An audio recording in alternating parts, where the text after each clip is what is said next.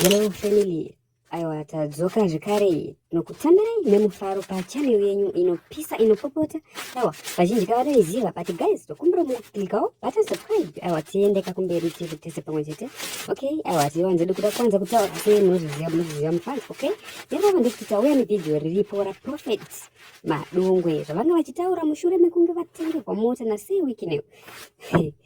Guys, mari yakaoma guys, mari ino aiwa ketimo kudase akugira video yakuti tukupe nezvine umbo munoziva kuti isu atingotaura sevanhu vaya vanoda kuwanza wawara isinobataura nezvinhu zvinobatika zvine umbo. So guys, kuratidza video iyi, make sure munotaura something mumakomend muchitiudzawo kuti muri kufungei zvine murume uyu ari kutaurawo guys, zviriko oro.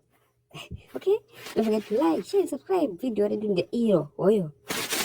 5 vakadai so aiwa zvinosimuka cheko nyika inosimuka kawani kuti kusimuka cheko nyika aiwa ndo inonzi giving zvekupa cheko aiwa batanzi kafutengi kedu iwe odei zvako iwe gore rino nyaya yangu haisi kuti inini chete dati mwari wakuitira zvauri kudaiwe whatever you want, may God do it for you. I decree that. Aiwa ndo zvandatouyira izvozvo kuti Mwari ngavakuitira zvaunoda iwe wanditi zvaunoshuvira iwe, let it be granted. Then I want to thank His Excellence our President anditi mozati sei kune chivhayo vanozonyora pasi kuti ed uchi anditi tinorespect okupati kwavanobva because zvine chirevo izvozvo kuti taitirwo nemunhu from the ruling party. Aiwa tinotenda tinoti we support you the president, we support the 2020-30 vision, we support the building of Zimbabwe brick by brick. Tingatadza kusapota nyika yedu.